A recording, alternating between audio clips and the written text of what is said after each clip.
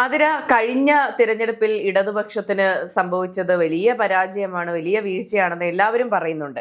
രാഷ്ട്രീയ നിരീക്ഷകർ പറയുന്നുണ്ട്, കോൺഗ്രസ് BJP പ്രവർത്തകർ എല്ലാവരും പറയുന്ന കാര്യമാണ്. ഇപ്പോൾ ഇടതുപക്ഷത്തിന്റെ മുഖമെന്ന് ഒരു കാലത്ത് പറഞ്ഞിരുന്ന KK ശൈലജ ടീച്ചർ തന്നെ പറയുകയാണ് പാർട്ടിക്ക് വീഴ്ച സംഭവിച്ചുവെന്ന്. അപ്പോൾ തിരിച്ചു വരണമെങ്കിൽ വലിയൊരു തിരുത്തൽ ആവശ്യമാണ് എന്ന് KK ശൈലജ ടീച്ചർ പോലും അംഗീകരിക്കുന്നു. അപ്പോൾ എവിടെയാണ് ഇടതുപക്ഷത്തിന് പിഴച്ചത്? തിരിച്ചുവരവ് അനിവാര്യമാണ് എന്ന് പറഞ്ഞ് ചിന്തയിൽ ഒരു ലേഖനത്തിലൂടെയാണ് KK ശൈലജ ടീച്ചർ ഇപ്പോൾ ഈ പ്രസ്താവന നടത്തിയിരിക്കുന്നത്. എനിക്ക് തോന്നുന്നു തെരഞ്ഞെടുപ്പ് കഴിഞ്ഞപ്പോൾ 1.5 മാസമായി. ഇപ്പോഴാണ് വെളിവ് വന്നതെന്ന് തോന്നുന്നു KK ശൈലജ ടീച്ചറിന്. അതായത് തെരഞ്ഞെടുപ്പ് തോൽവിക്ക് കാരണം തൻ്റെ പാർട്ടിയിലുള്ളവർ പോലും തൻ്റെ പാർട്ടിയിൽ അത്രയും വിശ്വസ്തരായവർ പോലും മാറി ചിന്തിച്ചു, ആ പാർട്ടി വിട്ടുപോയി എന്നൊക്കെയാണ് പറയുന്നത്. അതായത് പാർട്ടിക്കുള്ളിലുള്ള ചില നേതാക്കളുടെ ക്യാരക്ടർ, അതായത് അവരുടെ സ്വഭാവവും അവരുടെ സംസാര ശൈലിയും മൂലമാണ് ഈ പാർട്ടിയിൽ ഇങ്ങനെ ഒരു അവസ്ഥ വന്നതെന്ന് തുറന്നു പറഞ്ഞിരിക്കുകയാണ് ഇപ്പോൾ. അപ്പോൾ ഈ 1.5 മാസം എടുത്ത ടീച്ചറിന് ഇപ്പോൾ ഇതൊരു സംസാരിക്കാനും ഇതിനെപ്പറ്റി പറയാനും ഒരു ആർജവം വന്നതെന്ന് തോന്നുന്നു. അതെ, ഇപ്പോൾ കഴിഞ്ഞ 3 തെരഞ്ഞെടുപ്പുകൾ, ഒരു ലോക്സഭാ ഇലക്ഷൻ കഴിഞ്ഞു, അതിനുശേഷം ഒരു ത്രിതല പഞ്ചായത്ത് തെരഞ്ഞെടുപ്പ് കഴിഞ്ഞു, അതിനുശേഷം ഒരു നിയമസഭാ തെരഞ്ഞെടുപ്പിലും വലിയ തോൽവിയാണ് ഇടതുപക്ഷത്തിന് സംഭവിച്ചിട്ടുള്ളത്. അപ്പോൾ എന്തുകൊണ്ട് എന്നുള്ള ചോദ്യം എന്ന് പറയുന്നത്, ലോക്സഭാ തെരഞ്ഞെടുപ്പ് കഴിഞ്ഞപ്പോഴേ അങ്ങനെ ഒരു ചിന്ത, ഒരു തോട്ട് ഉണ്ടാകണമായിരുന്നു. ഇപ്പോൾ തുടർ ഭരണം പ്രതീക്ഷിക്കുന്നില്ല എങ്കിൽ പോലും ഈ നിയമസഭാ തെരഞ്ഞെടുപ്പിൽ 99-ൽ നിന്ന് 35-ലേക്ക് പോകുക എന്ന് പറയുന്നത് തോൽവിയുടെ ബാനറിൽ പോലും കെട്ടാൻ പറ്റുന്ന കാര്യമല്ല. അതിലും താഴെ ഒരു നാണം കെട്ട തോൽവി എന്ന് നമുക്ക് വേണമെങ്കിൽ വിശേഷിപ്പിക്കാവുന്ന ഒരു സംഭവമായിരുന്നു. അതിനെ സൂചിപ്പിച്ചതുപോലെ ഈ പറഞ്ഞ പ്രവർത്തകരുടെയും നേതാക്കളുടെയും രീതികൾ വളരെ മോശമായിരുന്നു എന്നുള്ള വിലയിരുത്തൽ തന്നെയാണ് നമുക്ക് എല്ലാവർക്കും ഉള്ളത്.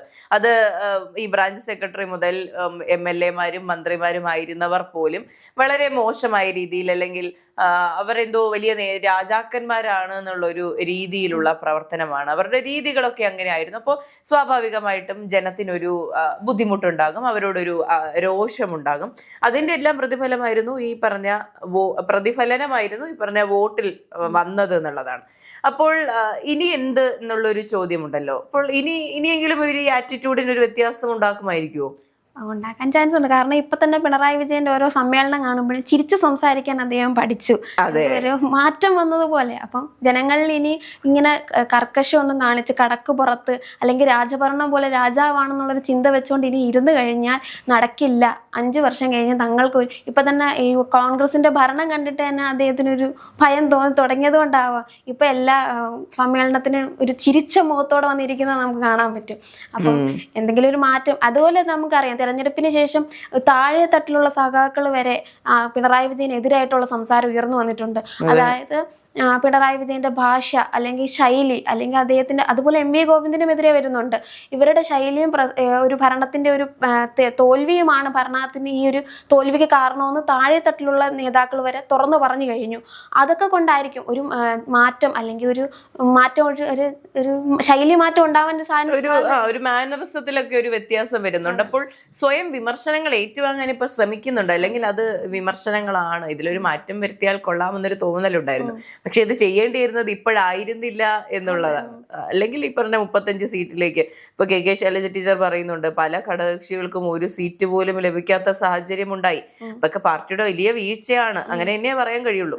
അപ്പോൾ ആദ്യം തിരുത്തൽ വേണമെന്ന് പറഞ്ഞ ഘട്ടങ്ങളിലൊന്നും അത് കേട്ടിരുന്നില്ല. ഇപ്പോ ത്രിതല പഞ്ചായത്ത് തിരഞ്ഞെടുപ്പ് സമയത്ത് കുറെ പ്രശ്നങ്ങൾ ഉണ്ടായിരുന്നു. ശബരിമല സ്വർണ്ണക്കൊള്ള, പലർക്കുമെതിരെ എന്തുകൊണ്ട് നടപടിയെടുത്തില്ല, എന്തിനീ രാഷ്ട്രീയം കാണിക്കുന്നു, PM ശ്രീയിൽ എന്തിനൊപ്പിട്ടു, അങ്ങനെ പല ചോദ്യങ്ങൾ ചോദിച്ചിരുന്നു. അതുപോലെ തന്നെ ആരോഗ്യ വകുപ്പിന്റെ കാര്യങ്ങളിൽ പല പ്രശ്നങ്ങളും വീഴ്ചകളും ഉണ്ടായിട്ടുണ്ട്, അതിനെ പറ്റിയുള്ള ചോദ്യങ്ങൾ ഉന്നയിച്ചിരുന്നു. ഇതൊന്നും തിരുത്താൻ ആ ഘട്ടത്തിൽ തയ്യാറാകാത്തത് കൊണ്ടാണ് ഇപ്പോഴിങ്ങനെ ഒരു സംഭവം ഉണ്ടായത്. ഇപ്പൊ CPM-ന്റെ കടുത്ത അനുകൂലികൾ, CPM-നെ സ്നേഹിക്കുന്നവർ, പാർട്ടിയെ സ്നേഹിക്കുന്നവരെല്ലാം ആ ഘട്ടത്തിൽ പറഞ്ഞിരുന്ന കാര്യമാണ്, ഇനി ഒരു തവണ കൂടി ജയിച്ചു കഴിഞ്ഞാൽ CPM എന്ന പാർട്ടിയെ നശിച്ചു പോകുന്നുള്ള ഘട്ടത്തിലേക്കാണ് കാര്യങ്ങൾ പൊയ്ക്കൊണ്ടിരുന്നത്. പക്ഷെ അതിൽ നിന്നൊരു മാറ്റം ഉണ്ടാകുന്നു. ഇനിയെങ്കിലും ഒരു തിരിച്ചുവരവ് ഉണ്ടാകുമായിരിക്കും അല്ലേ? തിരിച്ചുവരവിന് ചാൻസ് 50% എന്ന് പറയാം. കാരണം കോൺഗ്രസ് ഈ രീതിയിൽ ഭരിച്ചുകൊണ്ട് പോയാൽ ഒരു തിരിച്ചുവരവിന് ഒരു ചാൻസ് കുറവാണ്. ഇതുവരെ കണ്ടിട്ടില്ലാത്ത രീതിയിലുള്ള ജനപ്രിയമായ കുറെ കാര്യങ്ങൾ ഈ സർക്കാർ ചെയ്യുന്നുണ്ട്.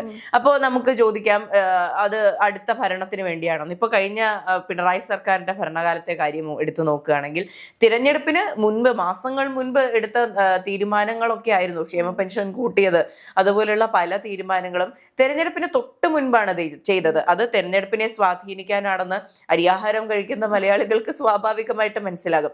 അപ്പോൾ ഇപ്പോൾ വി ഡി സതീശൻ സർക്കാരിന്റെ കാര്യം എടുത്തു നോക്കുകയാണെങ്കിൽ അങ്ങനെയല്ല കാര്യങ്ങൾ. ഇപ്പോൾ സത്യപ്രതിജ്ഞ ചെയ്ത് അധികാരമേറ്റ ഉടനെ തന്നെ പല തീരുമാനങ്ങളും എടുക്കുന്നുണ്ട്. ഒരു മാസത്തിനകം പറഞ്ഞ പല പദ്ധതികളും കൊണ്ടുവരുന്നു.